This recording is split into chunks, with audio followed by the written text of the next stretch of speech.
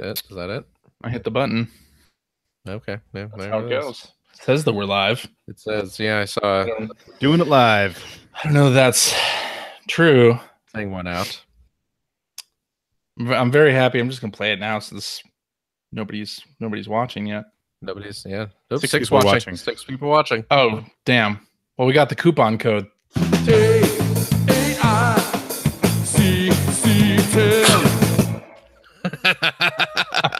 Love it. That's awesome. Anyway. Too funny. I love it. Yeah. I also got new sound effects for the quiz later. Oh, really? Good. Yeah. Oh, that's here we gonna be go. awesome. Okay. For correct and wrong. Oh, man. That's right. Our Patreon. Oh, that was loud. Very Is that too loud. That's Yeah, pretty it was loud. Pretty loud. Okay. How about now? That was louder. Yeah. There you That's go. better. There you go. Better? Okay. Yeah, that's better. All right, then how about this one? I'll put the That's- volume down It's preemptively. gonna be obnoxious. That's pretty good. One more time. We got to make sure that sounds right because you're gonna get a lot of use out of that one. Yeah. There we go. So True. I have a good feeling about this after show. It'll be fun. I always like you in the after show, CJ. That's when you're most beautiful. Mhm. Sounds like somebody's angling for some free points. You never know when the tiebreaker's gonna come up. That's how it works. That's exactly how that works. Whoever sucks up to CJ the most That's during the main show gets that Uh-huh. edge in the after show. Yeah. Okay. I see how it goes. It's too late. handsome. I've got it. No. What? You're in my territory now. Oh boy. Hello and welcome to episode 598 of the Player One podcast for Tuesday, April 24th, 2018. I'm your host, Chris Johnston. With me, as always, from Canada, Mr. Greg Seward. Hello. How's it going? Good. Yeah, is it snowing up there? No, it's nice and warm. I mean, Nice. relatively speaking. As warm as it could possibly be in April. Sure. Yeah, it's Yeah. not snowing. That's the victory here. That is So, a victory because a lot of other areas of the country there has been Yeah. snow in April, and we it's managed to avoid that. So, I mean, we did That's- have some snow in April, but we've managed to avoid the latest round. So, That's good. It's very good. And joining me from the great state of Washington, Mr. Phil Theobald. Hello. How you doing? Couldn't be better. Okay.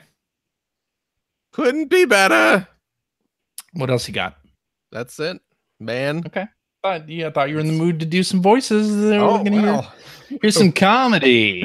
Hi there, people. How's it going? I hope everyone's having a good time, dude. Did you guys have a good 420? 420 Worked. build it. Yeah. 420 build it. That's what I did. Oh, I get it. Yeah. Part of my 420. Phil was making a marijuana joke. Oh. Made a Yeah. cardboard bong. Yes, that was his Burned first old. DIY project or garage Burned- project, whatever they're called. Burnt my apartment to the ground. It was a bad idea. Requires a lot of folding, a lot of Yes. sticker application. I'll tell you what, because you get the bong water.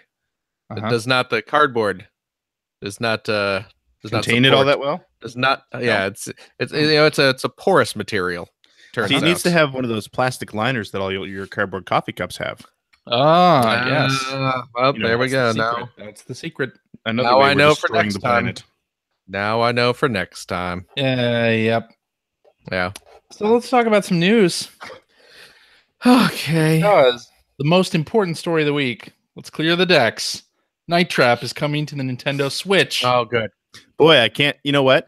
During the NHL playoffs, while the Penguins are playing, anytime they score a goal, I post a lovely picture of this great little guy from 3 years ago now, I think, who he was like 3, and he would be in the stands, and anytime the Penguins would do something cool, he would cheer like crazy. Yeah. And I get a lot of emails or tweets I'm not Twits. surprised. Yeah. Complaining about the fact that I keep reusing that same picture and how annoying it gets. You know, And you know what? That's here's nothing compared to the amount of tweets that went out this week about, oh, look, Night Trap's on a Nintendo console and it was never going to be there. So go ahead. Let's continue the story. Here's a tip for you when you do that image. If you want people to be able to mute it or whatever, just I don't want people to put be able like to some mute kind of hashtag there. No, I don't want people to be able to mute it. Okay. Well, okay then. You are not a good internet citizen then.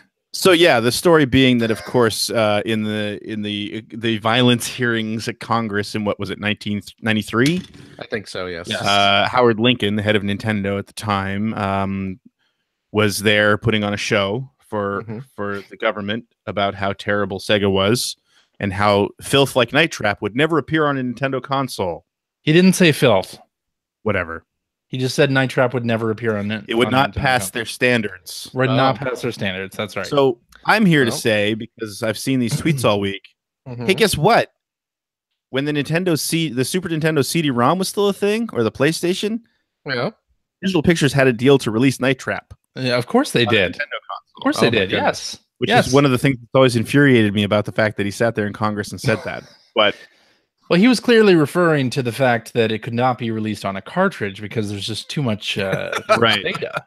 Yeah, there it couldn't. That's exactly what it was. I mean, you'd have to have some kind of 256 mega shock cartridge for the Super Nintendo. Just wouldn't work. Not possible. Yeah. The thing that gets me always about Night Trap being part of that hearing is that the game is really not that violent at all. And the scene they used to depict how violent it wasn't the worst scene in the game. Not the worst scene in the game. And also, I mean, that scene, they strap a big thing around her neck and get some kind of red Kool-Aid coming out. Blood. Actually, no, I don't think it was. Was it even red? It was red, yeah. I mean, it's a blood. Sure They're vampires. Exactly. Yeah. Yeah. Augurs. Phil. They were augurs, not vampires. Augurs are the poor starving augs. They are a offshoot of Dracula's. They came from the same Dracula babies. Yeah. That's what they share a common ancestor. You know, if you look at their genetics. It's proof of evolution. Dracula babies attack a mansion. Yeah. Yeah. It's proof of evolution. So I suppose so. Yeah. It so last weekend we watched Clue. I don't know the movie. Great Clue? film. Great movie. There was a movie that needed to be made into a Night Trap style Sega CD game. I agree. That would have been fantastic. And there is a Clue VCR mystery game. I had that when I was a kid. I had that as well. Is it tied into the movie though? No, the VCR mystery game is not tied into the movie. Then what is the point? But the movie's great, and the reason I bring it up is that it's a PG rated film. Yeah. It has way more blood and violence than Night Trap, which, you know, the thing about that movie, 17, as you recall, that movie had like 4 different endings that varied depending on what theater you saw it in originally. Is a fantastic idea. And one of those 4 endings was just hardcore orgy for like 20 minutes. Well, that's not true. Full of sex and nudity and depravity, the likes of which you've never seen, and yet it retained that PG rating.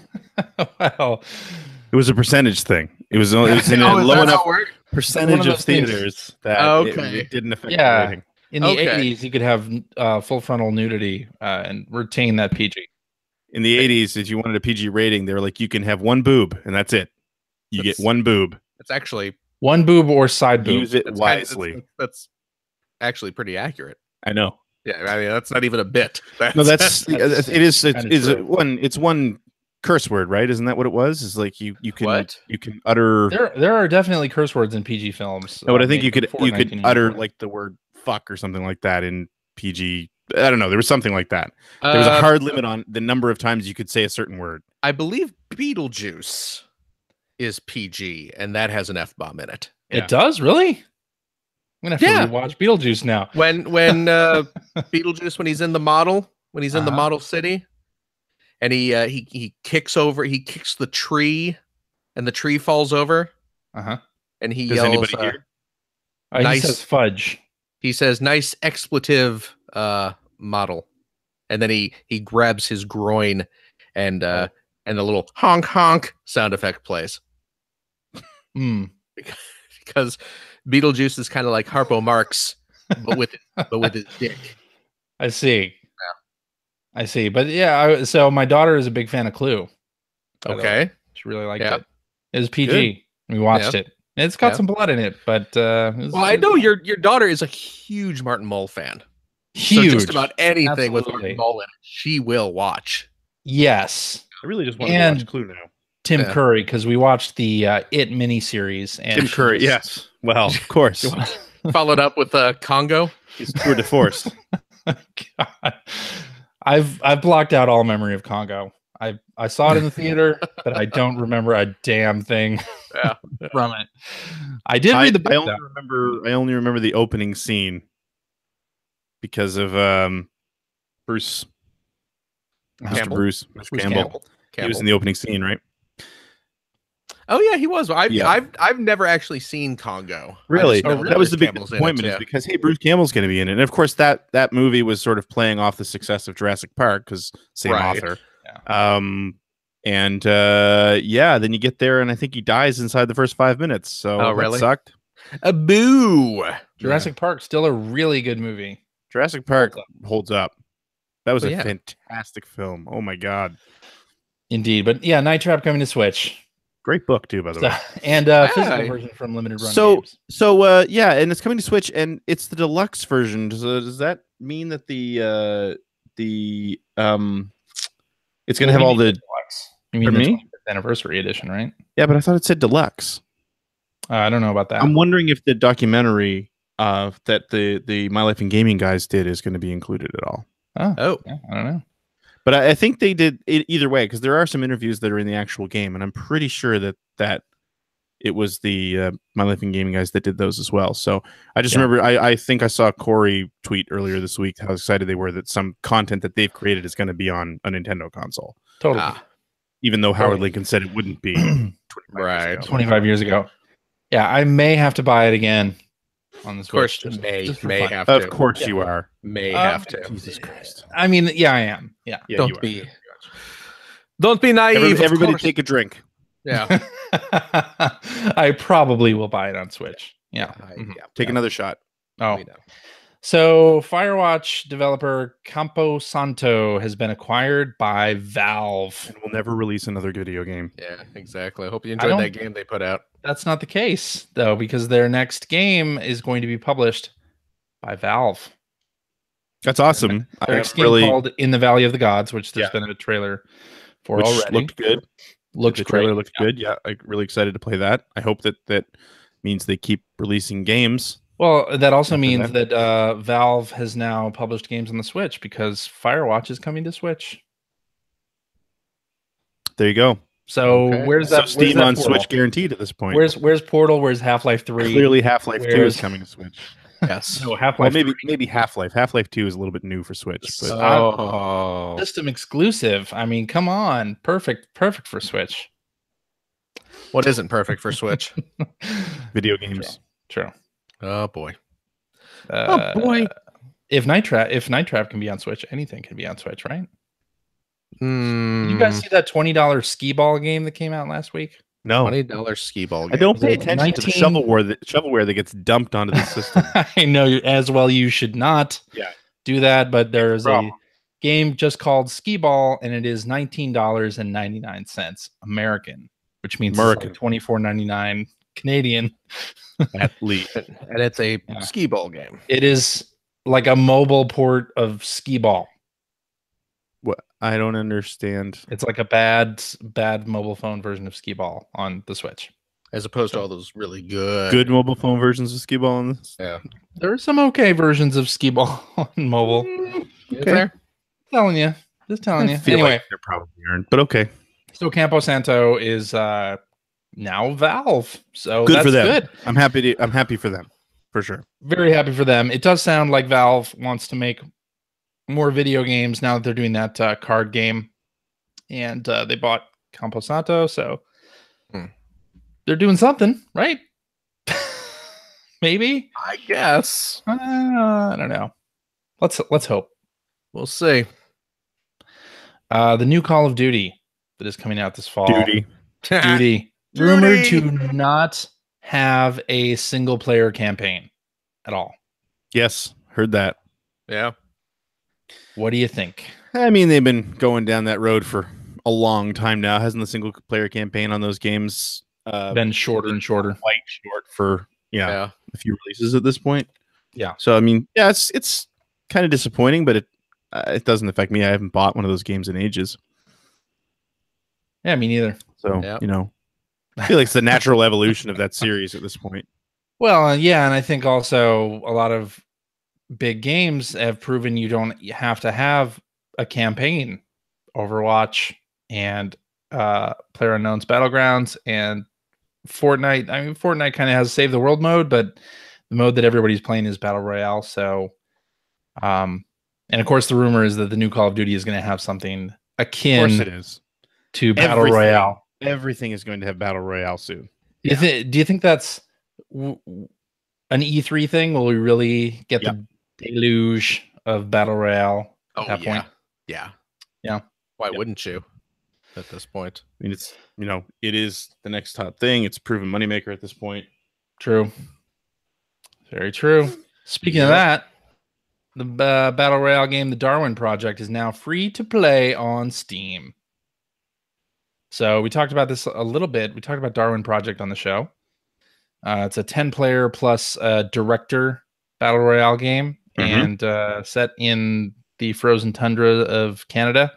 And it's right, okay, I remember watching this. Yeah, it's free to play now on Steam. The Xbox version is still $15. It's a game preview game, so you have a free 2-hour playtime that you can do on there.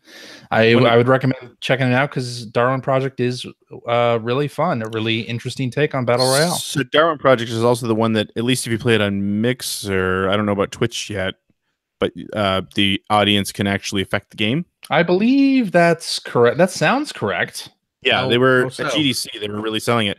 I don't really know. Like, there's I think the way that game works in the Battle Royale mode is that there's actually somebody who runs the game. Director, yes. The director of the game. And I know it, again, at least on Mixer, it's set up so that either the viewers can be the game director, like it's a democratic setup, or they can suggest things to the director or something. It's integrated somehow, because at GDC it was a big deal for them. They were showing it off. They were showing it off at the Microsoft booth. Well, not the Azure booth, I guess is what it was, but yeah. Cool. Well, now you don't even have to pay $15 to try it on the PC. There you go. So SNK. I've heard of them. Oh. Its own classic compilation console. Oh, really? That's right. Interesting. Huh. Is it being done by Act Games? Unclear. Did you see that Act Games came out this week and said the emulation in the Mega Drive Mini from Sega is going to be better than what we normally do? I believe you. How would it be possible to believe them, though, after how many revisions of flashback that they've done? Well, I mean, now, to be fair, who's to say that they've improved the emulation of those anyway? Who's to say that they had to? They just sold anyway. They didn't, maybe they didn't need to work on it. But it's not going to be good. I'm not. No. I have no hope for it. But just no. But so they tweeted this image. It's like a Neo Geo curtain veiled over some kind of mini console. Kind of looks like it might be a mini arcade machine, actually, which is interesting. So yeah, I guess which would say that there might be a screen involved. I guess that it would make sense if they're doing something like this, because the recent announcement they had of the Neo Geo collection, weren't they purposefully avoiding Neo Geo games? So it's just an SNK collection. I'm sorry. The recent announcement of the SNK collection, weren't they only talking about like pre Neo Geo games so far? Yeah, like stuff that was on the NES. That's what Phil said. Yeah, and I think Phil was right. I think Phil was right. So Okay. that would make sense here is that if they are going to release some kind of standalone Neo Geo console, then they wouldn't want it to cannibalize sales. So true. Right. That's interesting. Yeah. I'd if it's good emulation, I'd buy something like that for sure. Yeah, sure. CJ. Yeah. For the record, the SNK 40th Anniversary Collection includes classic titles such as Alpha Mission, Athena, Crystallis, Akari Warriors 2, Akari Warriors 3, Guerrilla War, POW, Prehistoric Isle, Psycho Soldier, Street Smart, TNK 3, and Vanguard. Pre-Neo Geo stuff. All pre-Neo Geo stuff. So that's awesome. Choke on it, you jerk. I think I just did. There you go. I hope you do. All right. Should we talk about what we've been playing? I feel like we do that every week, so we might as well keep it going. Oh, jeez, yeah. It's worked for 598 weeks. I suppose so. Yeah. Phil, you want to kick us off? I would love to kick you off a cliff. What? What? Cliff. Right into a ravine. Hey, ho, ho. Hey, we have fun. This week. Oh, you know what? I played that that awesome new game where you are a tough guy who is maybe not so tough anymore. Less to be unlikely. Raising a kid, you know, going through adventures. Buenos Blob? No, Yakuza 6. Oh. Yeah. Yakuza 6 came out. I picked that up. Okay. I played a little bit of. You've played the Yakuza games? I have. Now, Phil, have you finished any of the Yakuza games? I have not. Phil doesn't really finish games. I don't know if you've noticed or not. How many of the Yakuza games do you own? I believe I own all of them. I believe you own all of them, and you have not finished a one. I've not finished a one. I've the deepest I have gotten into a Yakuza game is 3 and 4. I got pretty far in both of those. I have not played 5 because 5 was the one they brought out on PS3, like well after the PS3 sell-by date, if memory serves. I would say you're right. Yeah. I don't know. Someone in chat will correct you if you're. I believe it is because that was the one they just they released it digitally. Yes, you're right. Yeah, I remember that now. Yeah. So I picked up 6, and I've been playing a bit of 6. And when I say I've been playing a bit of 6, I mean I've been sitting there watching like an hour worth of cutscenes at the beginning of the game. Shenmue 2. because that's the Shenmue heritage really shining through. That's how that game starts, with like an hour worth of you listening to your pseudo adopted daughter be an idol singer and perform a concert and confess her love for her family on stage and looking for sailors. Yes, that's exactly how it goes. So now I've finally gotten to a part where it seems like the actual game is about to begin. So I look forward to actually playing. Like there was a save point, I assume. Yeah. The save point. Oh man, I hope so. Oh god. Oh my goodness. Because the Yakuza games have that. I just thing about the manual save. I just turned it off. Oh boy. No, actually, you know what? This game they have fixed that. Amazing! They actually after the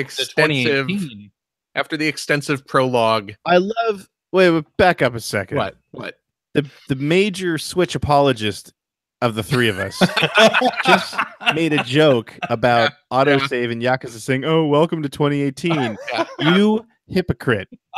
By the way, Night Trap's coming out. Have you heard? Yeah. I'm so excited about Night Trap.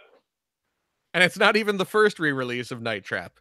I can't wait to take control of the Sega Control Attack team. Scat. CJ texted me all excited about, Night Trap's coming to Switch. No, I didn't. And you didn't? Who did? I didn't text you. No, I tweeted to you. Whatever. What is man? What is a difference? There's a difference. There is a difference. What is a tweet? Man. What is a tweet but a text for everyone to read? What is a I tweet but a AOL'd miserable pile you. of secrents? I AOL'd Yeah, you. CJ aimed you. He And I'm- Friendstered you. Man, I was never on Friendster, so Sent you a poke via MySpace. Sent you a poke. You're not in his top 8 spaces though. no. Used to be, Wow, but social media, right? I knocked him off now. Yeah, He ICQ'd you. and man, yeah. ICQ is the best. Classic. I loved me some ICQ. Yeah. Hell yeah. Yeah. And I was like, I've already made my ironic purchase of a Night Trap re-release. I don't need another one. Yeah. Oh, you didn't actually play it? I mean, I played a little bit of it, but Good I mean, time. But yeah, I see It's what you Night mean. Trap. Night Trap is fun. Night Trap is fun. I'll keep saying it until it becomes true. Night Trap is It can be fun. Yeah. It's fun at first. it's And then you I mean you need to be dedicated to it. Yeah. But it's only 20 minutes long or something like that. well, So, that's true. It's like a half hour long. and then you go online and just figure out who has all the story scenes on YouTube and then you watch that. exactly. Well, that's true. That's true. Yeah, Yep. that's fair. Yep. It's still a fun time. It's Yeah. a good game. Anyway, But yeah, after you finish Yakuza 6. after you finish Yakuza 6's prologue and you can take control of the game, a little message pops up saying, "Oh, hey, BT Dubs, it autosaves now. So you don't have to go looking for because you used to have to find a 2018. you had to find a phone booth." Yeah. And it actually says you do not have to look for a phone booth. You can manually save if you want to. Because it's 2018 and who uses phone booths? Well, that is also true. Well, isn't the Doesn't Yakuza game set in the past? I think so. Pretty sure.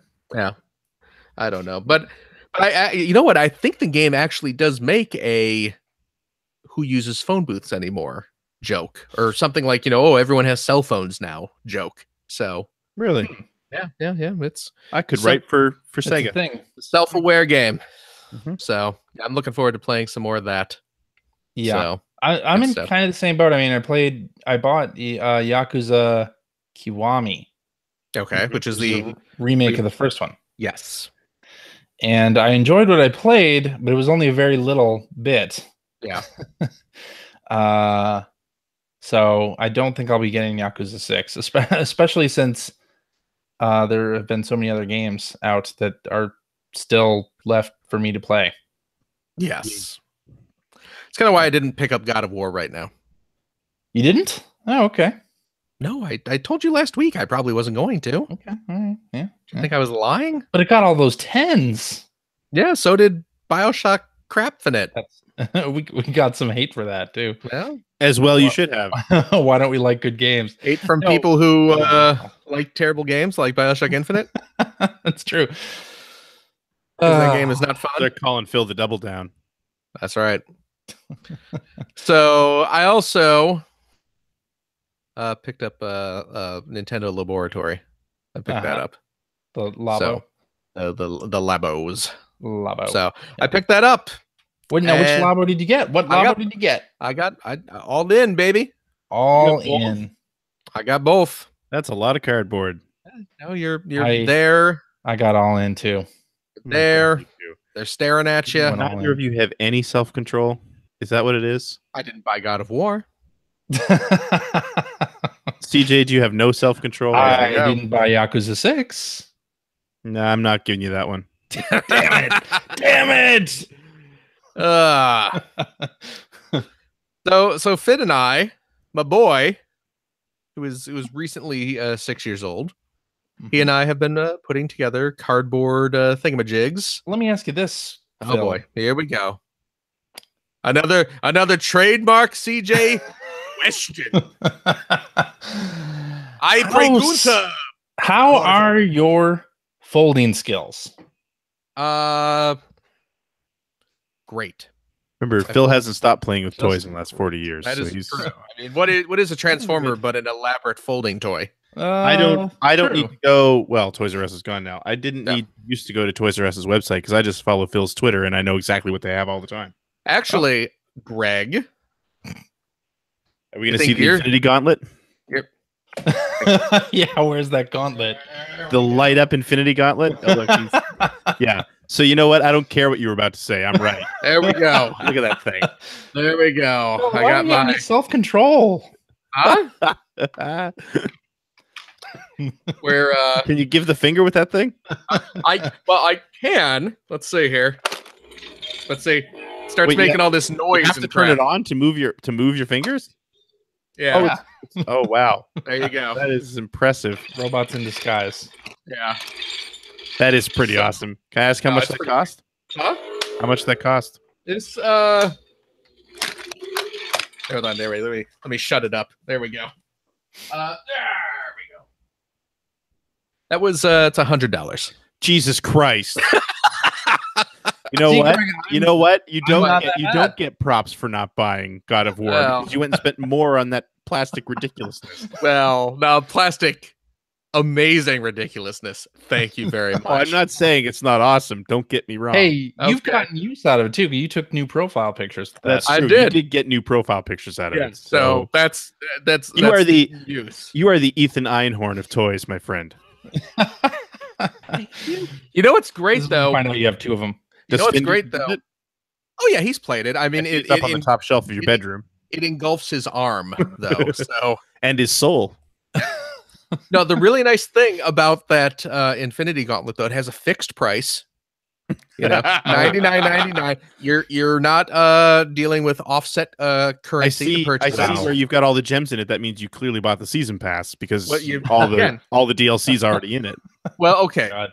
Now the gems are doled out through loot crates, loot boxes in the form of dead Avengers. But yes, normally I would be against that, but I love killing me Avengers. Yep. So you know, maybe the soul gems in Hawkeye. Let's find out. Nope. Poor Hawkeye. All right, Labo. What about? Let's get back to Labo. Well, you know what I was going to tell Greg before he distracted me with my with my awesome gauntlet is that you're all like, "Oh, Toys R Us is dead. Toys R Us is dead." Guess what, Broheim? Yeah. What? Toys R Us is alive and well. If you are in Germany, Austria, or Switzerland, or Canada, which you are, my dude. Yeah. Which again, I don't need to check their website because I just talk to you every week and know what's new with Toys R Us. There you go. And Toys R Us definitely dead in the U.S. A toy company CEO, the CEO who runs MGA Entertainment. They do like the Bratz dolls and stuff like that. I hate them. Well, they were going to buy Toys R Us, weren't they? Yeah, dude. At one point, they were going to save Toys R Us. Dude offered Toys R Us like, I'm a wealthy billionaire toy magnate selling terrible body images to young girls. But go ahead. Well, you know, dude offered to buy out Toys R Us, and Toys R Us said, "Yeah, thanks, but no thanks." So okay, I don't know. I don't know. But anyway, it occurs to me, CJ's been trying to start to talk about Labo here for about 10 minutes. How about this cardboard stuff? Yeah, anything to talk about the Switch some more. Yeah. I noticed our conversation drifting away from the Switch. Maybe we can do something to rectify that? Yeah. Oh, well, it's on your what you've been playing list. Yeah, well, you're on the outline. You know what? You're on my shit list. What you think about that? This show's just gotten out of hand. Do I need to get my giant metal glove? CJ, the figure again? How long CJ? does it take you to fold up your shit list? Okay, so actually, I am yes. I am actually curious about that. Okay, yeah. So I picked up Labo. Picked up both of them. I was originally just intending to purchase the variety pack, but then you were in the store and said, "Oh wait, they have other things for sale here." You're there. Have you even opened the robot kit? Yeah. Okay. I mean, I've opened it. I bought the robot kit. Have not opened it. Okay. Well, opened the variety kit. Well, it is number 2. Yes. Yes. Yeah, you don't want to open the number 2. No, you don't want to start with 2. You want to start with 1. That's right. If there was a kit 4, CJ would have started with that one. That's what I was going to say. Truth. Yeah. So I busted open the variety pack, and you know what? It's neat. I gotta say this. It's neat. I'm pleased with Labo. You bust it open, and you get the little Switch game in there, a little box. You got a little baggie of rubber bands and string and various other little craft doohickeys, and then a giant stack of cardboard. And you put the software in, and it does a quick little tutorial, a cardboard folding tutorial to just make basically a little box that you slip. This is how humans have folded cardboard for hundreds of years. Yeah, that's right. Since the Stone Age. Yeah. And now it dives into all the actual projects you can make. It gives you have the main software is the main menu is broken up into 3 categories. You have the make category, you have the play category, and the discover category. Okay, that's right. Obviously, you start with the make, and that gives you choose which project you want to make, and it gives you actually a little time estimate of about how long each project's going to take to make. And it's a jump because there's that little RC. They call it an RC car, but it looks like a little bug. It's a bug. It's an RC bug. RC tick. Ew. Spoon. I was thinking Lyme disease. Well, it is green in color. It is. Spoon. Like a lime. Like a lime. That's not, it's the different kind of lime. I know that. Spelled differently, CJ. I realize. Yeah. So that only takes like 10 minutes according to the menu. How long did it take you?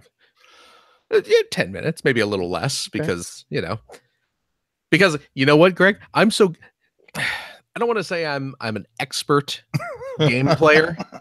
I mean, I've played games professionally for many years. Just so you know, yeah. The answer I was looking for was it took longer because I let my son do it. Yeah. Oh. Finn doesn't know you have this, does he? I mean, he may have. It's daddy's. He may have heard me talking to Dana about it, but it's like you can have the little pieces, the skeleton of what's left after I punch them all out. It's called a sprue. Thank you. Whatever. Here, son, enjoy this cardboard sprue. I hate you, Dad. Think of all the things you could make with this sprue. A small tangle of twigs, perhaps. Or can I play with the car? Leave it alone. So you'll break it. I will admit to making the RC bug while Finn was off at his after school program. Of course you did. Yeah. Daddy ain't gonna wait. You have no self-control. No, of course not. But the other stuff that we have made, I did. He and I have been working together on that. But it's crazy though, because it jumps from like, okay, this first project, 10 minutes. The next project is the fishing rod. 120 minutes. Good Lord. Yeah. Well, maybe not. I think the fishing rod, they say like 60 to 90 minutes, but still, it's still significant. It's a hefty jump from 10 minutes. So, see, we went from the RC car to the house. Oh, really? And the house is like a 3-hour commitment. Really? Wow. Jeez. Did you build the house yet? No, we've built the fishing rod and the piano. Okay. Yeah, we've done the house and the piano. Okay. And the house took a lot longer than I anticipated, and then the piano took a whole lot. The piano is pretty involved, actually. That piano is getting a ton of mileage on YouTube. Oh yeah, that is the thing that sure everyone's going to be using for years to come. Agreed. Oh yeah, agreed. Yeah, hearing covers of video game songs. Yeah, pop songs on the Labo piano. But it is fun. It's actually fun. It's fun to build the stupid things. Finn's having a blast making this stuff. That's what I was curious about. Yeah, no, same with Charlotte. when I busted out the box to show it to him, yeah, he immediately was, oh, that's that thing you showed me where you make he remembered the fishing rod. That's the part that really stuck with him from watching the announcement video, was the fishing rod. He was, oh, can we make it now? Can we make it now? And I'm getting it all out, and it was very adorable in that kind of way that Nintendo's marketing department wants it to be adorable. Right. Is as I'm pulling cardboard out, and his eyes just widen. Daddy, this is so awesome. So I was just like, that's great. It was really cute. So yeah, nice. So we made the fishing rod, and he is hooked on the fishing game. Yeah. Yep. You see? It's good. You need a dad joke sound for the soundboard. Yeah. Oh, just that not one. Bad. I don't know how much that works. No. Yes. That implies that it was even remotely yes. Okay, what about this? That's better. Really, really loud and overpowering, but better. Okay.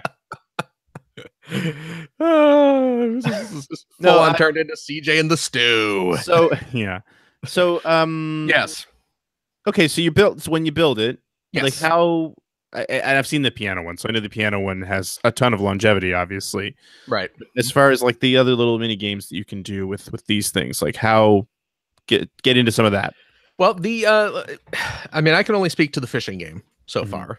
But the fishing game, it's very simplistic. Yeah, you have when you start it off, you are hovering over the water. You drop your hook in, and you unreel the rod, and you see the hook go down deeper and deeper, and there are more and bigger and more mysterious fish the further you go, and you eventually get to the ocean floor, and there's a trench you can go down into. Cool. And the trench is all like, you just see the silhouettes of the fish swimming around, and there's clearly sharks and stuff like that. And it is just a catch a fish, bring it up without it snapping the line, which is actually, it can be pretty tricky, although Finn's getting surprisingly good at it. And it just, you catch 3 fish, and it tallies up what you caught, and then it's game over, and you start again, or you quit out. There's a little aquarium mode where you can view all the fish that you've made. Cool. So, and they have a kind of silly little gimmick where you can create your own fish. Okay. Using well, CJ, you know this. You built the piano. You know how the piano has that kind of cartridge slot up on top of it? Yes, I'm aware of that. Yes. And there are different the different cards that you put in have different kind of cutouts and stuff on them. Yes. There's one card that has kind of a fish cutout, and you put that in there, and it generates a fish, and you can change the color of it and that sort of thing, and it will throw your little custom fish into the ocean. So it's cool. I mean, it's not it's it's a mini game. It's not something you're gonna play forever. But the house, I would say, for a 6-year-old though, Finn is having a blast with this thing. Like every morning when he wakes up, the first thing he does is, "Oh, Daddy, can I play the fishing game? Can I play the fishing game?" That's great. And he'll sit there and he'll play it for like an hour. He loves it. Yeah. So go ahead. What about the house? So the house is kind of like a virtual pet thing. Okay. And the house itself has like 3 areas where you can put different button attachments or things you can kind of put into the house. And depending on where you put those buttons and the combination of buttons that you use, you can bring up different scenes. Like one is a minecart level. You can like turn a faucet on inside the house and it fills up with water. So the little guy has an inner tube. You can get stuff to feed to him as well. It's kind of interesting. Yeah. Yeah. But my daughter is spending a lot of time in the Discover area. Actually. Yeah. So what are the other areas all about? So in the Discover area, you meet like 3 little characters that sort of take you through how all of the devices work, including showing you how the IR camera on the bottom of the Joy-Con works, and how it interacts with everything that is being shown on the inside of each of these structures. Because the way that it works is the right Joy-Con, it has a camera in it, and it's looking in whatever device you have set up. Yeah, and you're literally building a machine, basically, right? Oh, that the IR camera reads. Yes, and there's little infrared tape that when it gets in view of the camera, it changes what the software is doing. That's how the whole thing works. I love that there's a section that teaches them how it's actually working. Yeah. Yes. That is fantastic. Actually, it's pretty great. And because it goes into the mechanics behind your projects. Right. And then it has kind of like a sort of an advanced mode instruction. So it's like, here are the basics of what your house or piano does.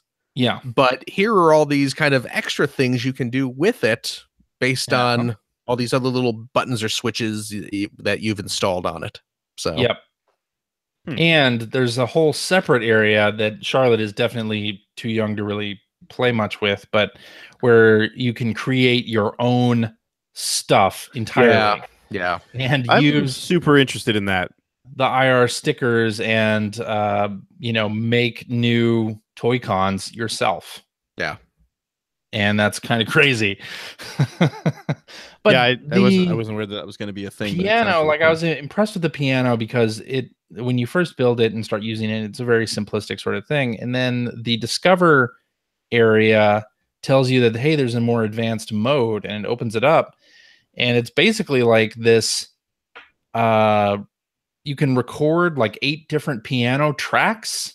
So you can get pretty complicated with what you're doing. That's what I watched today. I saw a video today. I think actually you might have posted it, CJ, the Dragon Warrior. Yes. Oh, yeah. So they had laid down a track at first, and then they were playing over that track. That's right. Yeah. It's pretty crazy. And you can put in different modifiers. So some of the plugs that you put in will like change the keyboard sound to cats or people, or and one of them does this weird thing with the Joy-Con where the sound actually comes out of the Joy-Con rumble motors. Yeah. Because the way that HD Rumble works is it's actually a speaker, so it's just translating sound into vibration. And it actually, the sound comes out of the Joy-Cons, both Joy-Cons. So if you don't have like the left Joy-Con in, the sound will still come out of it. And it's kind of crazy. Weird. Yeah. Neat, though. It's neat. And it was funny because, back when Labo got announced, there were people like $70 for cardboard. I can just, get some cardboard and make a piano. But let me tell you, you start making the piano that this variety kit has, and you spend a good 3-4 hours or longer making this thing and taking breaks in between, and you're like, you know what, I'm getting my money's worth out of this thing, because we're sitting here building this piano, we're sticking the infrared tape on the back of all these keys. Well, it's pretty involved engineering. That's really involved engineering. That's what sold me on it. Like, I'm sitting here like putting a monetary value on the time. I'm sitting here thinking like my 2 oldest want to go see Infinity War. Right. And I'm clearly going to take them because I want to go see it as well. But that whole trip is going to cost me, I don't know, 30, 40, 50, 60, maybe $70 when all is said and done. Sure. For the movie tickets, for snacks if they're going to want snacks and everything like that. At least $60. Right. For 2.5 to 3 hours of passive entertainment that I get to experience with them, and that's going to be awesome. But that's why I was asking sort of how big these projects really are, because I bought one of these things as well. I have not opened it yet, because the whole reason I bought it was exactly that. If I can sit and actually build these projects with my kids, yes, and they get to play with them later, and now hearing that the game is even going to show them the ins and outs of the engineering behind them, that is I know I'm going to spend longer than I'm spending, again, let's say something like a movie. And they're going to get so much out of it, and it's going to be such a great experience for all of us, and something I'm going to get to experience with them. So I am super excited. about this stuff. Totally. And the Discover area, my daughter Charlotte calls it talking with her team, because that's how they characterize it in the game.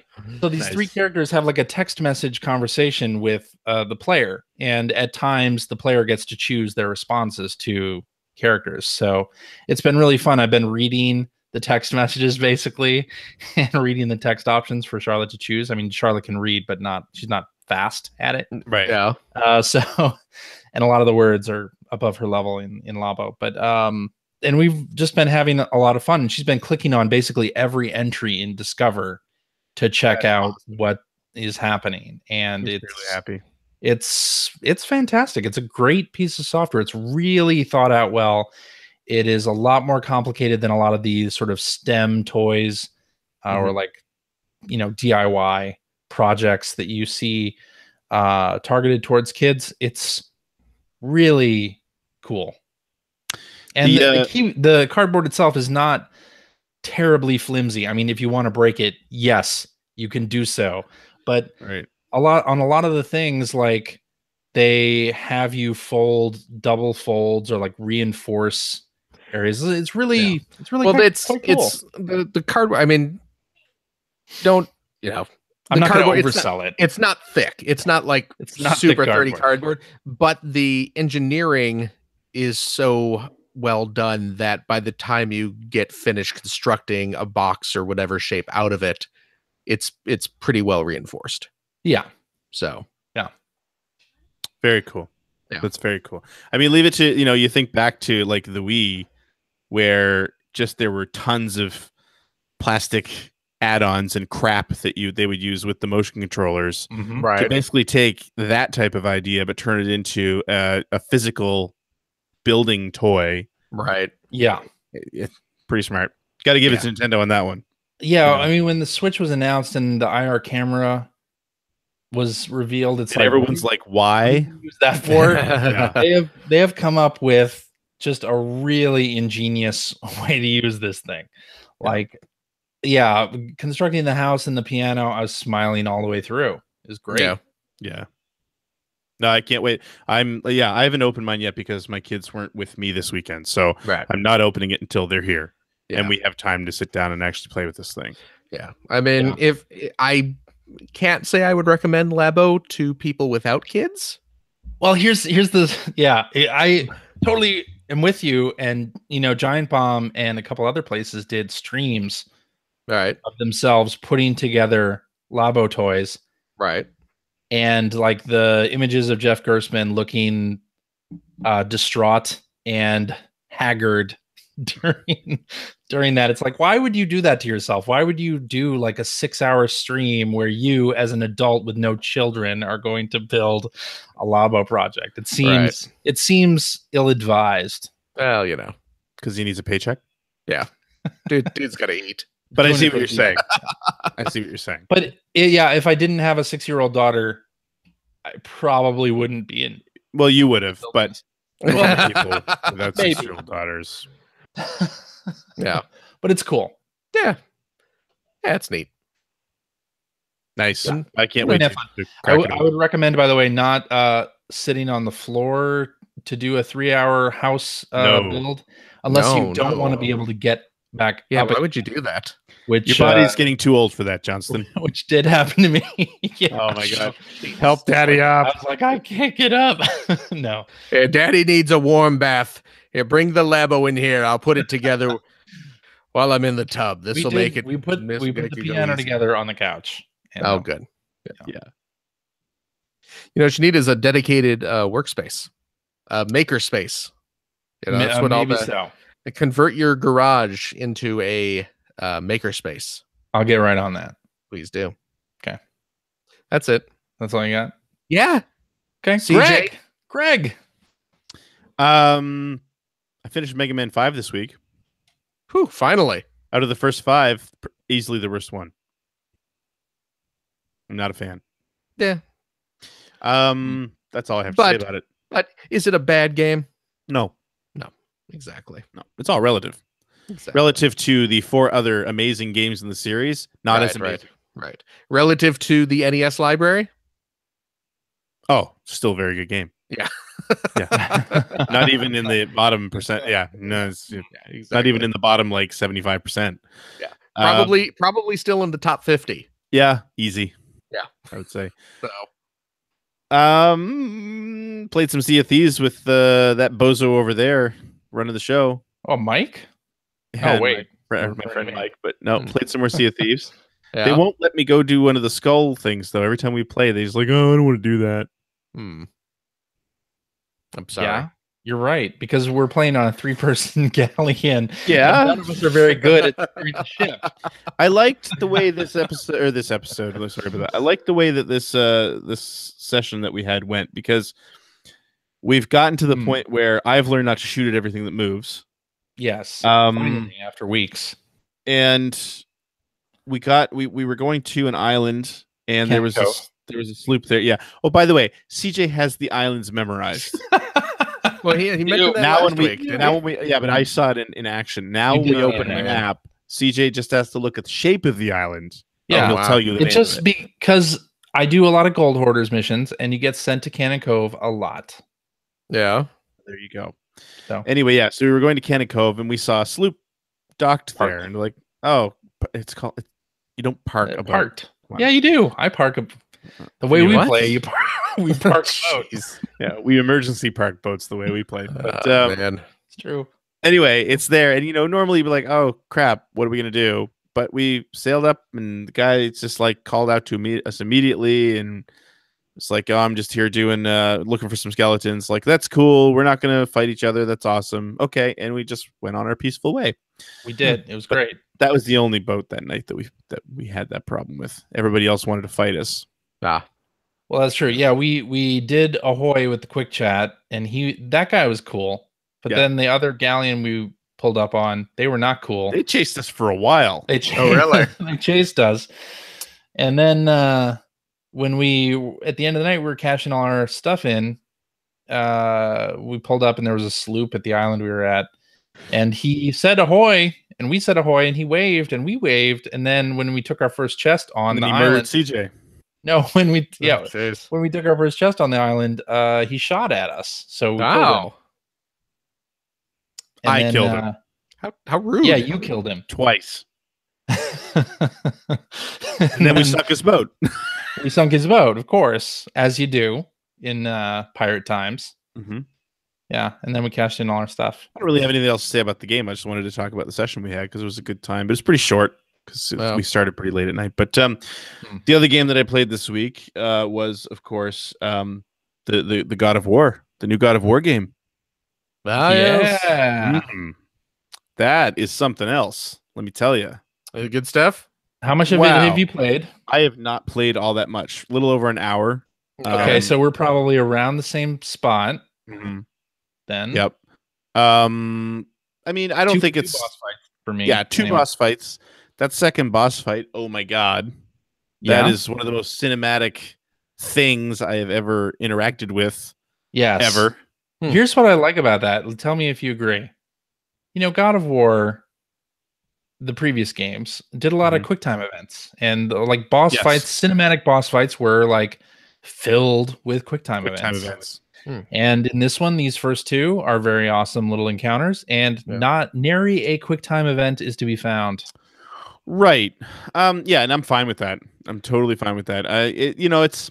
It's still got, the pacing can be a little bit weird because, like, with the second fight in particular, you fight to basically an end, and then you have a long sort of cinematic, and then you fight some more, But I mean, I didn't dislike that. It was just the set piece and like just the way they did the whole thing was amazing. And the guy you're fighting, the character you're fighting, is awesome.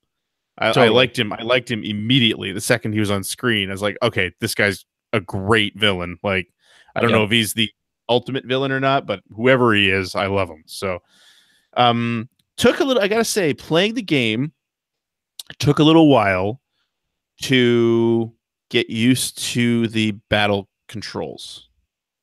And not only because it's not a traditional God of War setup. So in God of War, obviously you had the face buttons you were using almost constantly, right? And you had the strong attack and the weak attack and all that. You have that in this God of War as well, but it's all in the shoulder buttons. Right. It makes sense, but it feels weird at first. And the only thing I've never liked about any kind of game that requires, I don't know, because I'm fine with it in first-person shooters, but where the bottom triggers on all console controllers now are actual like analog triggers, there's just something about that doesn't feel as I don't know, responsive as it should. You know, and I think it's probably mostly in my head. The game feels very responsive. Sounds like you're the one being triggered. Maybe. I need a safe space. But I get why, because one of the main weapons you have is his axe, which, by the way, God of War, best Thor game ever made. So you can that axe that Kratos has. Thor has a hammer. The axe that Kratos has, you can throw it, and then you hit it to retrieve it, and it's retrieved the same way Thor retrieves his hammer, is what I was getting at. So, I see. And it does the same thing where when it comes back, it actually damages anything it hits.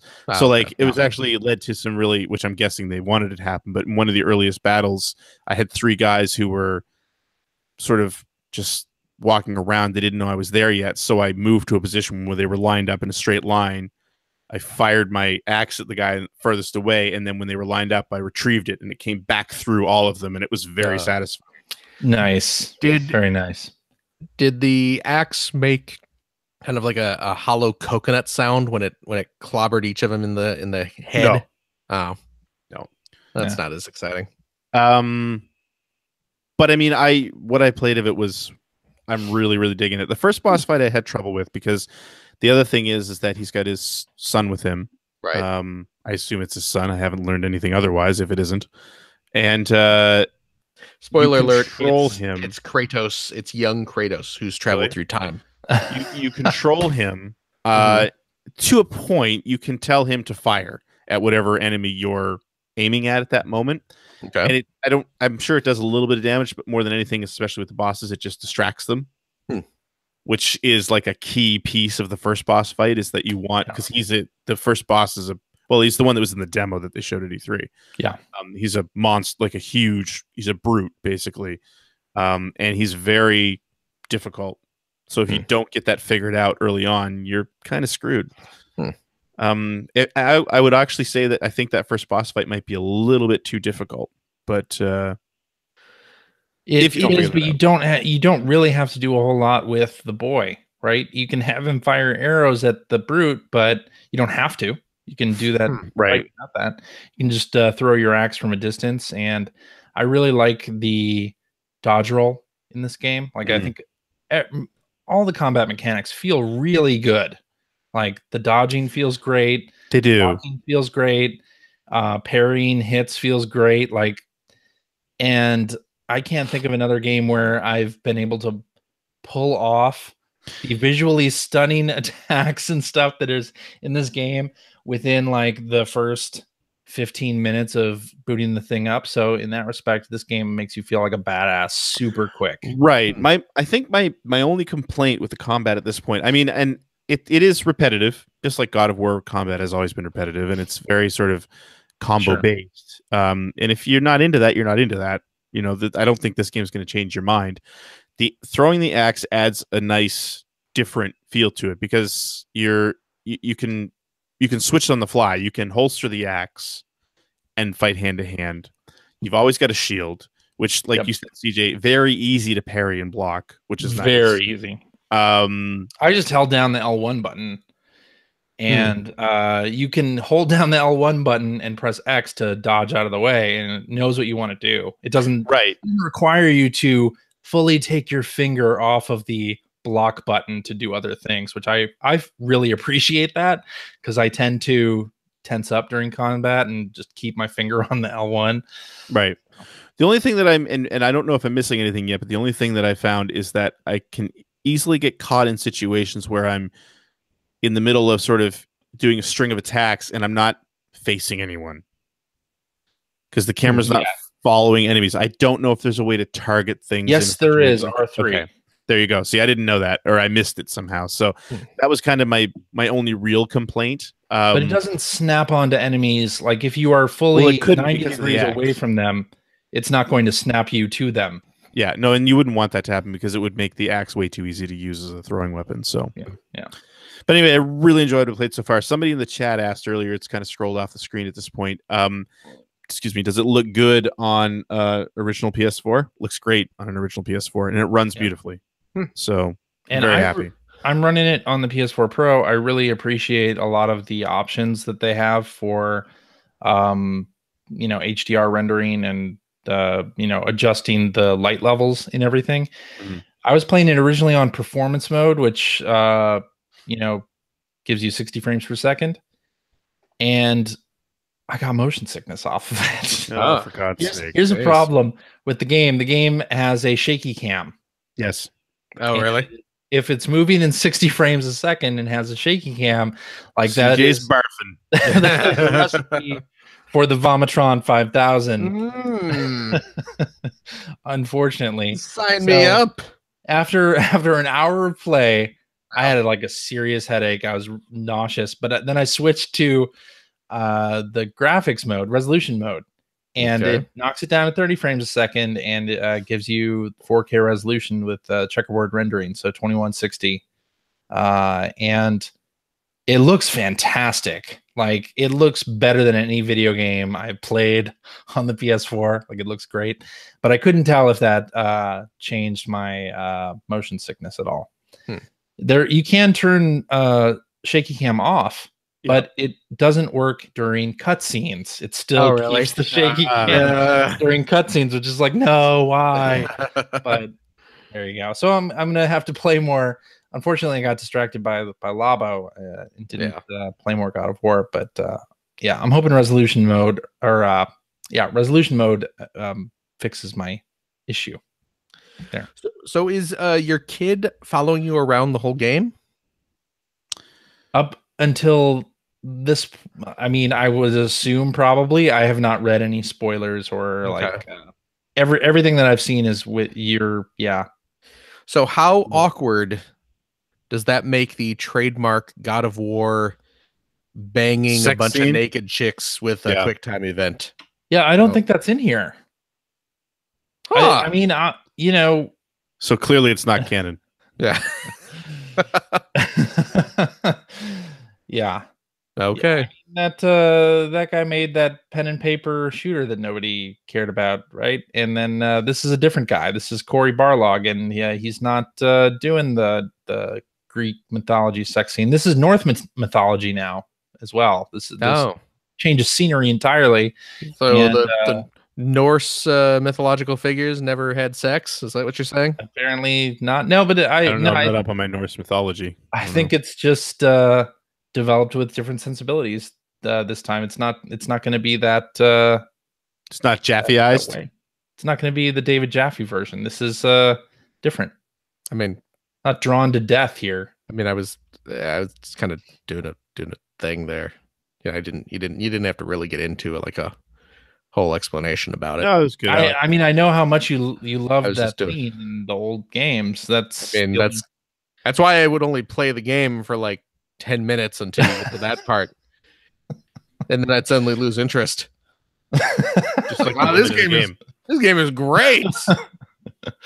Now I'm done with it. The women in the game were wishing for 10 minutes. Yeah. When Phil's at the helm. Mm-hmm. And that's all you've been playing there? Yeah. All right. We talked about the things I've been playing, except ukulele. So my daughter wanted to play some video games. I said, sure, like let's load up the PS4 and scroll through the library and pick a game. Hey, look, God of War. She picked ukulele.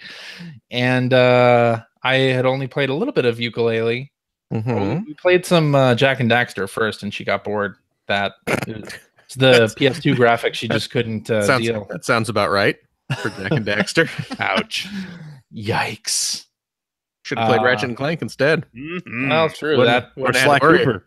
Yeah, wouldn't have to worry about getting bored. Sly Cooper isn't on PS4, is it? It should be. Should be. Ukulele though was the one she landed on, and we played a little bit of that.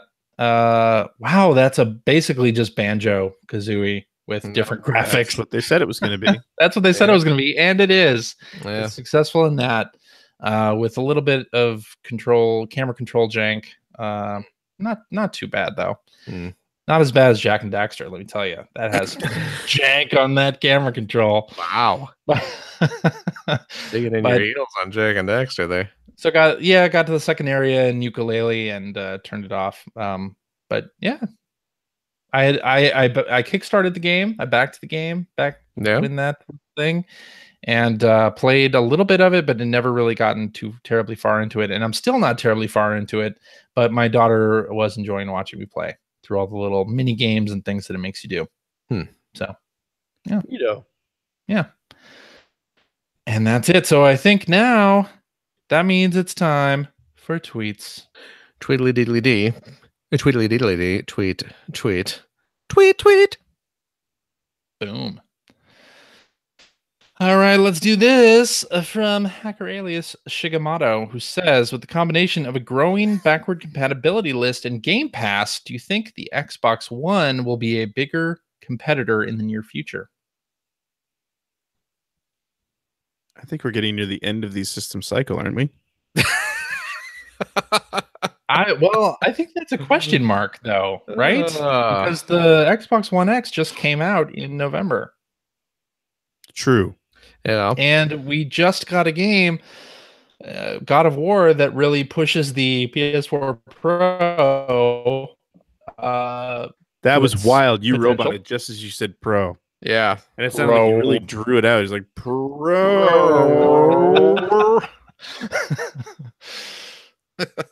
So yeah, do we think... Yes, I think Blinks the Time Sweeper is just what the Xbox One needs. It can't hurt. It can't hurt the situation, but it needs to be a small piece of a greater whole. Like they need games. Right. They need games people get excited about. Like the backwards compatibility is great, but they need some games to get people excited. And Sea of Thieves does not seem to be cutting it. Sea of Thieves probably not it. No. Sea of Thieves, a misunderstood classic. I would say Xbox, and I think Ryan McCaffrey tweeted out a thing about Xbox needing more first-party exclusives like God of War just came out, and then Phil Spencer tweeted back that, hey, it takes time to build up your platform and do all this stuff. And the first-party games are apparently coming, and we'll see more of that. It takes time to build up your platform? Yeah. Well, especially when you tear it apart every 6 years. Oh, that's true. That's true. And apparently we'll see more about that at E3. But I think the moves that Microsoft has been making are very interesting. I mean, they bought Mixer, which, of course, nobody wants to use Mixer. But it is an interesting streaming platform with some good features that, of course, Twitch is just going to steal and use. Is Mixer going to somehow make games appear on the Xbox? I keep hearing. No. Well, I mean, but I do get it, because having a streaming service, I think, is really important in this day and age. For sure. Yes. Well, yeah. If they can overcome Twitch, which I don't know how you're going to do. I don't think you can. I don't think you do. I think from a technical standpoint, everybody seems to say that Mixer's better. Yeah. But Twitch is so entrenched. Oh yeah. At this point, people won't use Mixer because they don't want to lose the crowd they have on Twitch. Right. Yeah. Yeah, that's definitely true. Yeah, you look at the most popular streams on Mixer, and it's nowhere near the viewer tip of what those games have on Twitch. Even though they have some really cool ideas. Like, I don't know if you saw the Red Zone type thing. It's called the Hype Zone on Mixer. They have this for PUBG and for Fortnite, where they have lots of cool ideas on Mixer. If somebody is streaming and they're in the top 10 of that game, they switch to them. So it's like a Red Zone sort of thing for Red Zone being like an NFL thing. They switch to them, and you can just basically sit on Mixer and watch people who are in the top 10 of PUBG and Fortnite. They do some good stuff. They do some good stuff on Mixer. It's just that nobody knows about it because nobody watches it. True. Yes. And then you get down to Game Pass and creating like a Netflix style library of games. Very smart. Very smart. And I think adding in the original Xbox backwards compatibility, for people like us who are just fans of those games is great because we still have the physical copy and we can use those. But those games could be added to Game Pass as well. Mm-hmm. And it really kind of boosts the value of that $10 a month subscription to Game Pass. Part of that is offering those first party games like Sea of Thieves and State of Decay 2 and Crackdown to Game Pass immediately on launch, but it's also just about creating an Xbox library that people want to buy a console and stick around and play. Mm-hmm. Yeah, you're right. They've made a lot of interesting moves in the past year or 2 years. I just feel like the only move they haven't made yet, and maybe like what Phil Spencer is hinting at, is that they have, and it's just, of course, games take a while to make. Yes, but the piece they don't have is the great first party exclusives that people look at and say, I need to own an Xbox for that game. No. PUBG wasn't it. Nope. It was a little bit, I guess, but it wasn't really it. And Sea of Thieves is not it. No. I sincerely doubt Crackdown 3 will be it. Forza's not enough. Halo doesn't seem to be enough anymore. Like, they need other stuff. Yeah. And hopefully at E3, that's what we're going to hear about. But you're right, like, they have a bunch of other really great things going that it feels like the console's set up for what a modern gamer is at this point. Yeah. To me, Xbox One versus PS4, I think, is already decided. Yeah, exactly. I don't think know what that is. There's no catching Sony at this point. No. But there is value in Microsoft getting all these systems and services ready for whatever the next thing is, so that they can come out the door with the system people actually want to buy. Instead of what happened last time. That's the thing. They've never learned from all of those mistakes that they've never recovered from that stumble right out of the gate. No, they've partially recovered, but they've never pulled back to where they should have been. But yeah, I think you're right. I think what we're seeing is them building a foundation for the next system. Yeah, certainly. And they'll buy EA, and it'll be fine. Yes, that wouldn't hurt. All right. Well, that was the rumor a couple months ago, right? Hacker alias Steve Pharma says, with the announcement of the Mega Drive Mini, how long until we get the 32X Mini add-on? Never. Because nobody has nostalgia for the 32X. There's a reason why Sega doesn't do remakes of the Master System or the Dreamcast or the Saturn or the Sega CD, and it's because there's not nearly enough interest in it. Yeah. Sadly. I'd be all over it. You're looking to play some more trying to think of the 32X game. Virtual Hamster? Yeah, but Virtual Hamster never came out, did it? No, Colibri. The hummingbird shooter. The number one hummingbird shooter, yes. I mean, there are enough decent 32X games that you could make a good compilation. Right. And sell it for like $50. Man, maybe not $50. No, $20. $30. $24. I mean, there are enough. Like you throw in, Colibri, Virtua Fighter, Virtua Racing. But they're better versions of. Oh, Zaxxon on Mother Base. I actually want to play that. I've never played that. Knuckles Chaotix. Cool. Just because, if nothing else, like that would be your hook. That's like, hey, look, it's the Sonic game that's never on any collection ever. Yeah, like Sonic CD was years ago, right? When Sonic Gems collection came out, that was kind of the thing. It's like, here's all those weird Sonic games you've never played because you didn't have a Genesis or any of these other consoles, right? Or like Sonic the Fighters that never came to Sonic the Fighters that never came to the Saturn, and so so that would be the hook. You could make a good like dozen game collection. Yeah. Yeah, but I don't know that you create a little piece of plastic and sell it for a premium price. I don't see that being a thing. Well, maybe At Games will do it. Yeah, eventually. Was Tempo a 32X game? Tempo was 32X game. I never played Tempo. See, there you go. Right, and that's exactly it. You've never played it, which is kind of what the Saturn has going for it in sort of today's collector atmosphere environment. Like anytime that I stream Saturn games on Twitch, that's the inevitable conversation that happens. It's like, this looks really good, and I've never played it. Yep.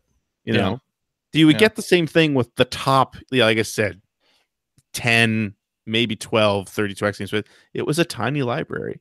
Yeah. And there was a lot of 32X versions of sports games and stuff. That's not going to sell that sort of thing. True. All right, Hacker Alias. What? There was some good stuff on there. True. Hacker Alias, Rich Grisham. This tweet came in last week. So okay. Keep that in mind. As a consumer, does it bother you to be told so much great glowing information about a game you can't yet purchase? All these week plus from release reviews of God of War turned me off completely. Let me buy it now or shut up about it.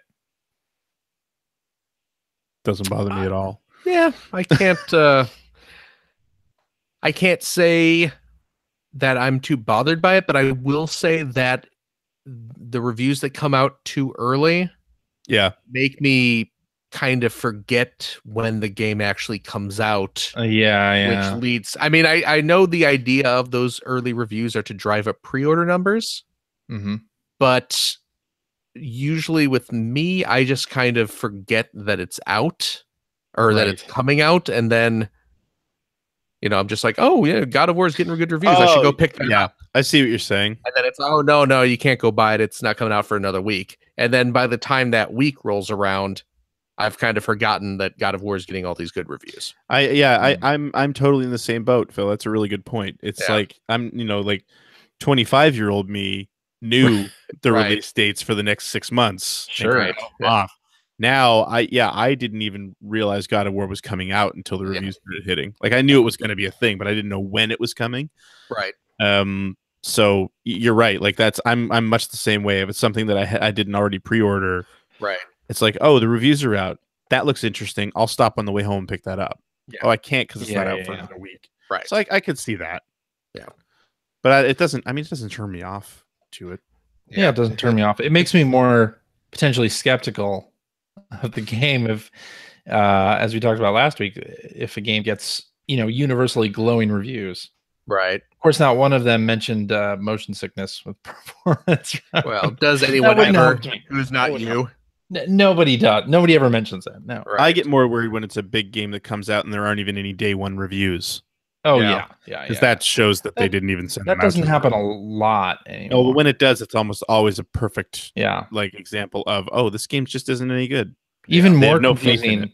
I follow the first party channels on YouTube, and there's a particular channel that likes to post launch trailers 2 weeks before the thing's actually out. Which I think they may have changed their policy since the last did this, but like a year ago, they posted a launch trailer with no gameplay footage, by the way. And it was 2 weeks before the thing actually came out. It was ridiculous. Anyway. Okay. Yeah. Let's do this one from Hacker Alias, the JCH Jr. One more time. Who's a scoop? What's that?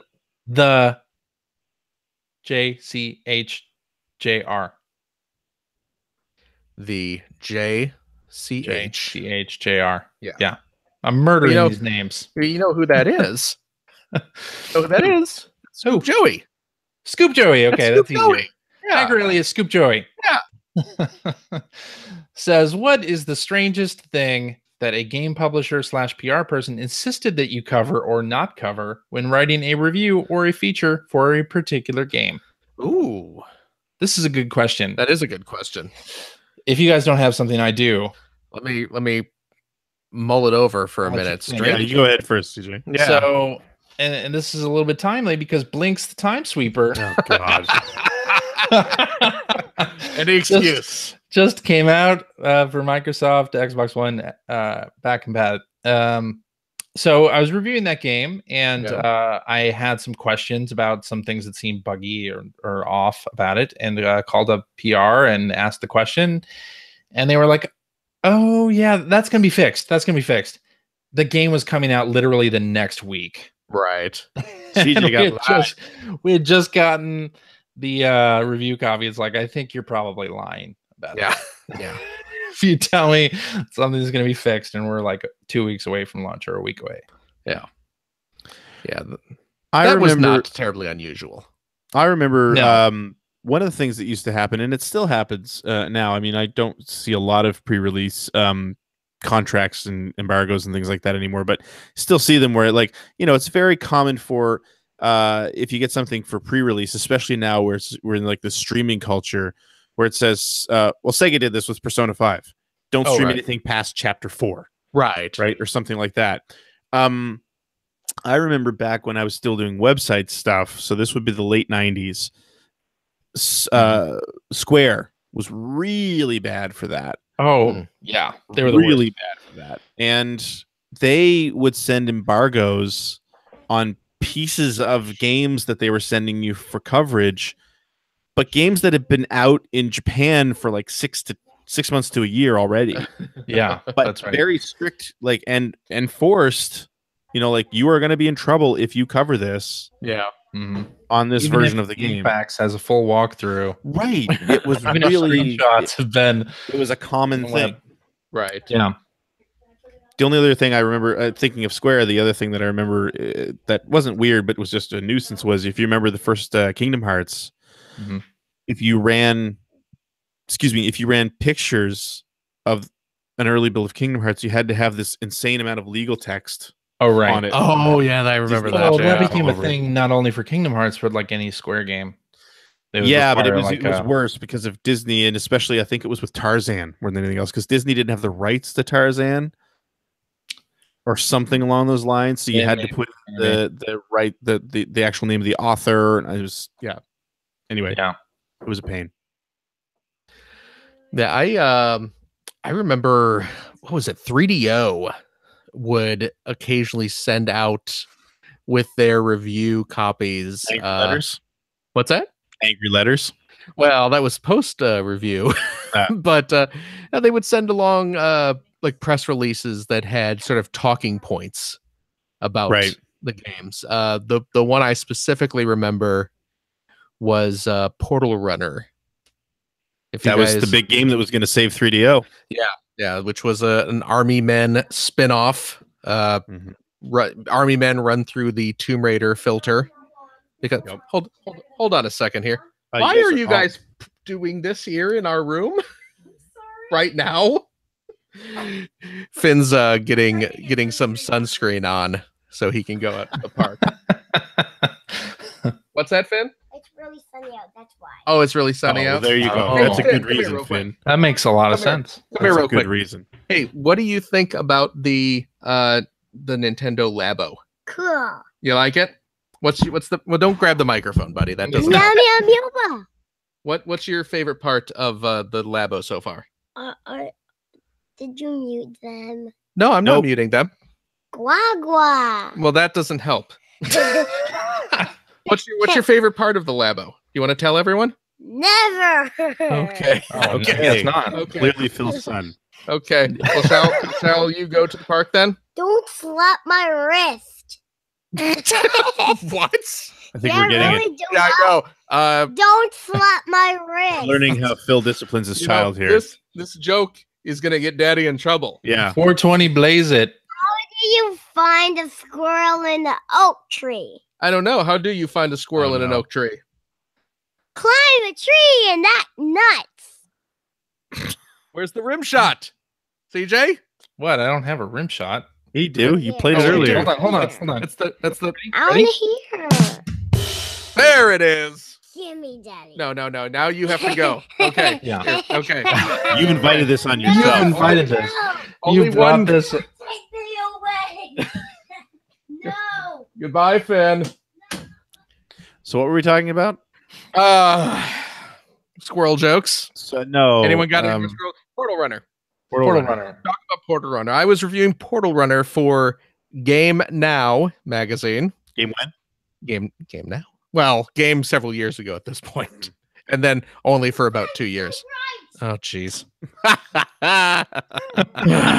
Truly, your child. If you get a divorce, you'll only have to deal with that half the time. You don't say. You don't say. That leaves me more time to build cardboard video game accessories.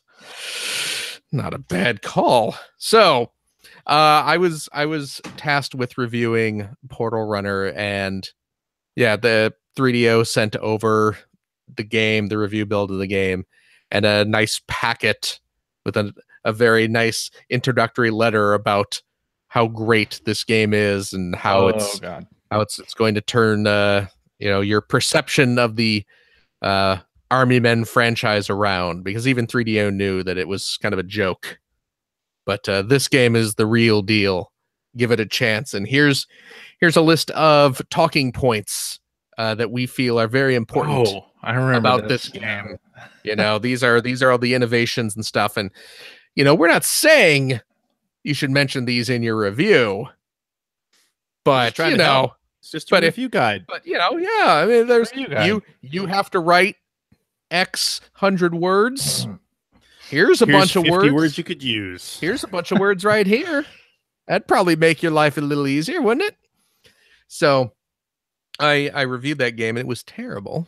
Sure. It was not a good game. And I wrote I don't know, not if you paid attention to, was it PS Extreme 2? That's the real kind of kicker on that, isn't it? Because I gave it a poor review. I forget exactly what I gave it, but probably like a Game Now was on the letter grade scale, so it was probably like a Z. It was a low scoring game. It was not an F, I don't believe, but it was not a high scoring game. We ended up their PR guy, whose name I forget. I don't remember either. Mike Myers?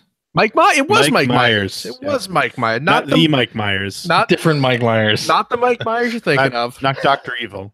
No. Not the other Mike Myers you're thinking of. True. Yes. Not it's Halloween. Third one. Mike Myers. The third Mike Myers. But yeah, he called poor Ethan. Do you guys remember Ethan Einhorn? Rings a bell. No, who are we talking about? This is a guy. We used to work with him. He was on the podcast a couple of times. Oh, right. I remember that guy. Ethan had just started full time at the magazine, and for some reason, Mike Myers called Ethan. Yeah, which is weird because you would think if you're a PR person wanting to yell at a magazine about their scores, you would probably want to talk to the editor-in-chief. Who at the time was Dan Leahy. Or maybe the person who wrote the review, which was myself.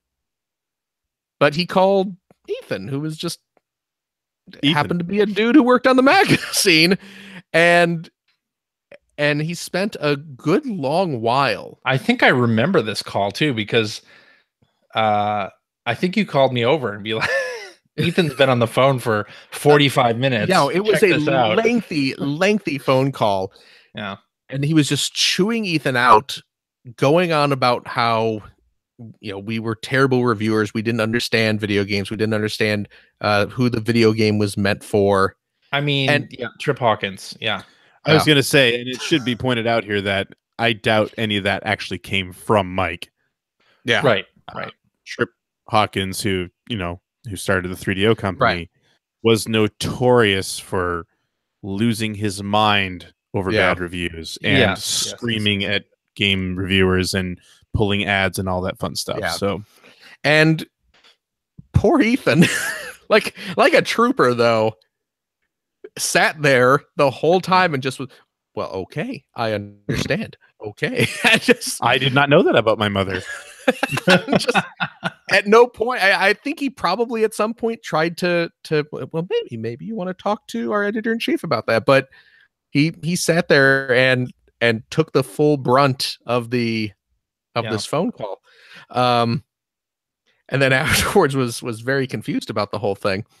But then shortly thereafter, we got in the mail, because we were a video game magazine. We had subscriptions to all the other game magazines, so we would we could read the competition and that sort of thing. There was a magazine called PS Extreme, right?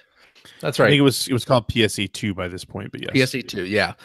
And the new issue of that showed up, and Portal Runner was on the cover. Yeah, they got a cover story off that. Portal Runner was on the cover. It was also 3DO had purchased an ad on the back cover, and every other ad in the magazine. Yeah, and I'm flipping through and I find the Portal Runner review, which was the only review in the magazine that did not have a byline. Right. Every review in the magazine has a little, by the author. This one did. Sure. This one did not.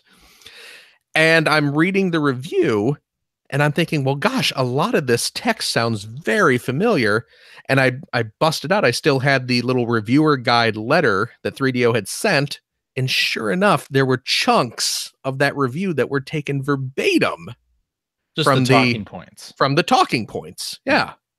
So, worth knowing here, too, that the PSE2, yeah. as far as I remember, did not have a big publisher behind it. No. So that was, I always hated that whole thing because I feel like people would look at that and say that, they sold out, which I mean, technically, I guess that's true, but it's also, I felt a big company preying on the fact that you're going to somebody who needs the advertising revenue so badly. That's just it. I mean, and taking advantage of them. Yeah. Like if 3DO had tried doing that with like EGM, who had, we would have laughed at them. Yeah. Or Game Pro, or any of the other tips might and have worked tricks. with Game Informers. Might have worked with Gamers Republic or Game Fan. Well, again, that's smaller magazines. Yeah, sure. But so it was. That's the thing. Like when we talk about stuff like this, I feel like where we were working at Ziff Davis, we were very spoiled. We were lucky.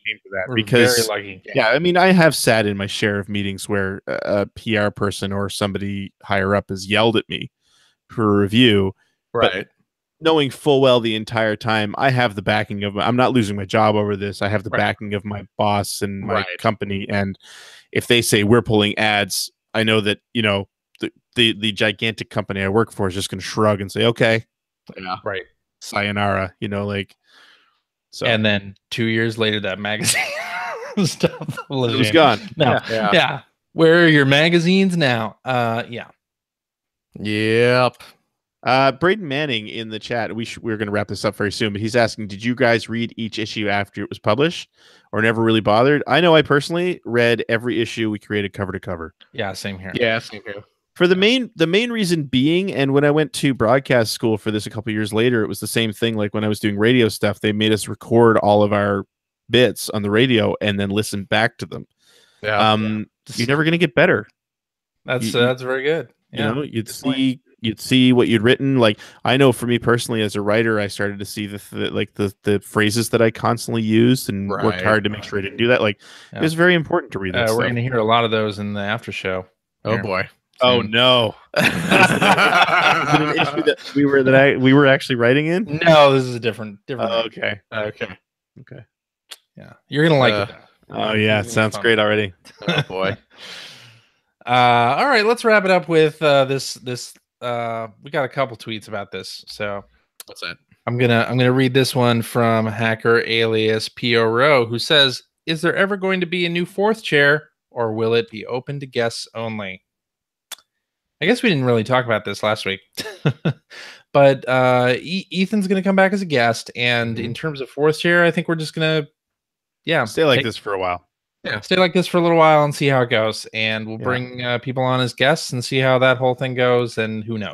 We'll stay like this until the beginning of the next school year, and then we'll hire a new Defense Against the Dark Arts teacher and see how that goes. Sounds about right.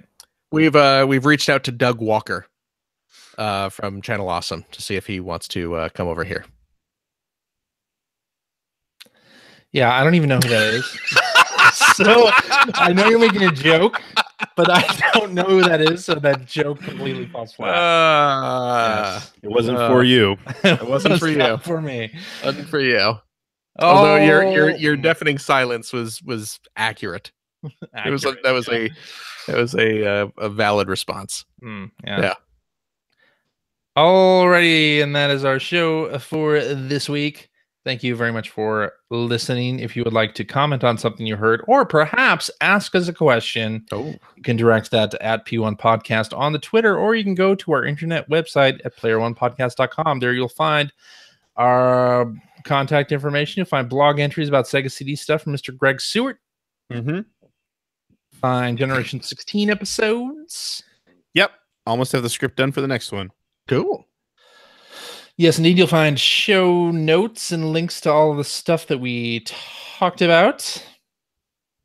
So, yeah, get on has that. anything to say with that part. What? Nothing. What? Nobody has anything to say about that. No. Well, We also find a message board where you can discuss this episode with us and our other listeners. If you'd like to subscribe to the Player One Podcast, you can do so by visiting playeronepodcast.com or by going to Apple's podcast app. You can also head over to the App Store where you can pick up the Player One Podcast iPhone application for just $1.99. Cheap. Gives you one-touch communication with us via the emails, the Twitters, the what have you. We also have all of our episodes ready to stream right to listen device. And hey, Android cell phone, telephone users, Player One Podcast iPhone applications available for devices for that same $1.99. Also cheap. Find that right over there at the Amazon Android Marketplace or us on Stitcher Radio. You can like us on Facebook. You can watch archives of our show or watch us perform live most weeks on the youtube.com/P1 podcast. Yeah. Like what you've heard, and how could you? You can head over to patreon.com/P1 podcast.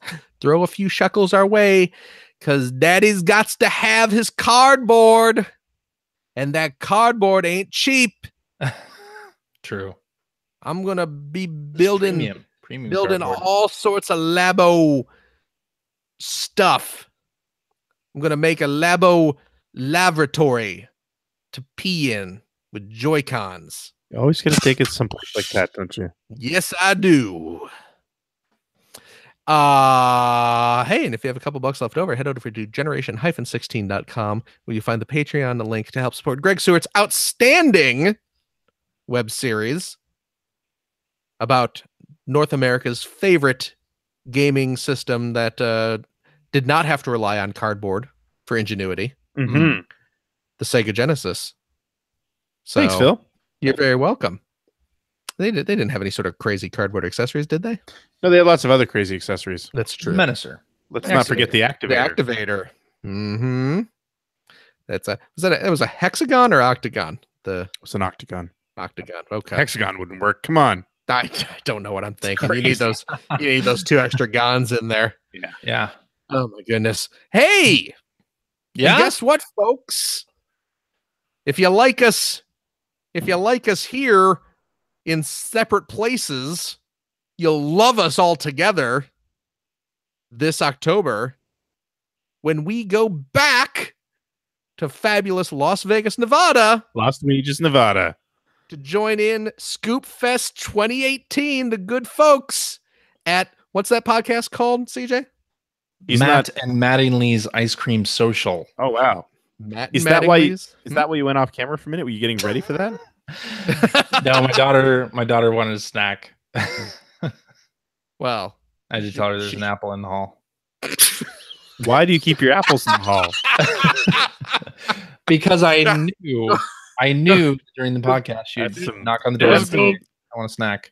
Just go grab an apple off the apple pile in the hallway. That's some high level dadage there, knowing she's going to want something, so you had one ready. That's great. That's right. Did you have them arranged like in a trail to lead her somewhere? No, that's the Reese's Pieces that are. I was going to say Reese's Pieces everywhere. Yeah, it's great. So the good folks at the hilarious Matt and Mattingly's Ice Cream Social have invited us back to Scoop Fest Las Vegas 2018. It will take place October 11th through the 14th of this year. Head over to heyscoops.com/ScoopFestVegas to find out all the information you're going to need about getting tickets and all that. They have early bird tickets on sale now. It's going to be awesome. Scoop Fest is a hoot and a holler. You can go. You know what? If you go there, you can find Scoop Joey and say, dude, that question that they read on Player One Podcast, that was some good back shit. On April 25th. That's right. Yeah, remember that several months ago when they talked about Portal Runner because of you? He'll appreciate that. That's right. Yeah. So yeah, it's you can book your hotel at the Orleans Hotel and Casino in fabulous Las Vegas. It's a nice little casino hotel. It's off the strip, but very close to the venue where Scoop Fest is great stuff. And there's a coupon code with the very, very memorable coupon code. This will be easy. You don't need to write this one down or anything. If you enter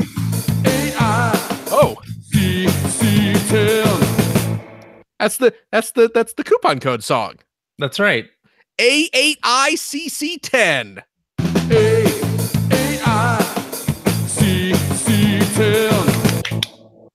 There it is. Yeah. Look at that. Where did we get that? That is from Matt and Mattingly's Ice Game Social. Who composed that song? CJ. That's right. Let me look up. Oh, jeez. It's Froyog Soft Serve. Froyog Soft Serve. Shout out. Yes. So yes, go. Like I said, we had a great time last year with the scoops. It would be awesome to get some Player One fans there as well. We'll hang out in Vegas. It'll be a hoot and a holler. It's gonna be awesome. Yeah. So, get ready for that. And CJ.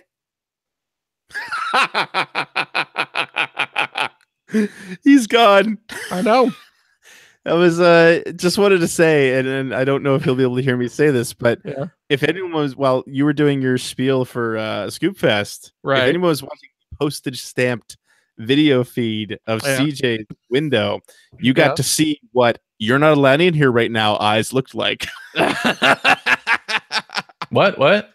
When I was saying, when Phil was doing his spiel about Scoop Fest, I was watching your screen. And I got to see your "You're Not Allowed In Here" eyes. Not only that. So I looked over and my daughter's in the doorway doing the pee-pee dance. Oh. So I had to mute myself there and go off camera and make sure she was actually shake it to the right. The bathroom. Yeah. Because she's sometimes scared to go into the bathroom. So, what, like she's like the lights are out or something, or at night lights. Yeah. Okay. All right. So Phil was in the middle of thanking you. Okay. Well, thank you, Phil. Thank you, CJ. Yes. Greg. Yo. Thank you. Thank you, Phil. Greg. And thanks to all of our listeners at home. And I guess we'll see everybody next week. Bye-bye. After show, which we're going to record right now. I know. That's Patreons, get ready. You got extra chunk of show coming up. Patreons of the $5 a month and level up. You're about to get a really funny bit of audio. So we good. Humor not guaranteed. Humor not guaranteed. Bye, everybody. Toodles.